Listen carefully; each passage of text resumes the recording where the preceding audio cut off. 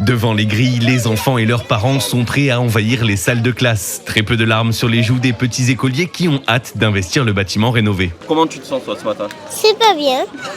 Qu'est-ce que tu as hâte de retrouver ici? J'adorais voir mes copains. Content de reprendre, pas de stress, donc top. Ça va, réveil pas trop difficile pour se recaler? Pas du tout, très bien. Tout s'est bien passé ce matin. Réveil difficile pour le papa, surtout que moi c'est ma première rentrée, d'habitude je travaille. Donc pas trop facile, mais écoutez, lui en tout cas ça s'est bien passé pour lui, donc c'est le principal. Accompagné du maire, le directeur général des services de la ville, Nicolas Davigny, inspecte le résultat des 900 000 € de travaux. La protection thermique de l'établissement a été complètement réhabilitée.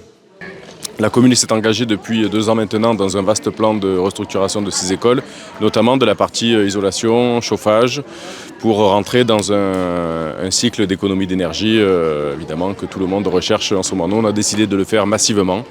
Et quand on traite une école, on traite tout de A à Z, donc l'isolation par l'extérieur, la toiture, les menuiseries et le système de chauffage.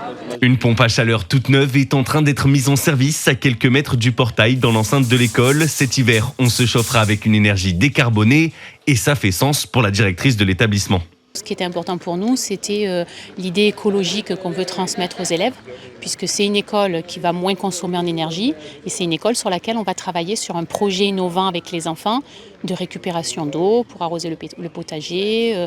Voilà, on a un projet innovant pour travailler avec les parents davantage, les laisser rentrer davantage dans l'école, mais surtout pour transmettre des valeurs aujourd'hui aux enfants de l'école du dehors. Le principe est de se rallier un petit peu avec la nature et d'enseigner à travers la nature. Après Jacqueline Auriol l'an dernier et la Buissonnière, aujourd'hui, 1 à 2 écoles par an vont encore être rénovées d'ici 2028 à Istres dans le cadre d'un projet global qui s'élève à 12 millions d'euros.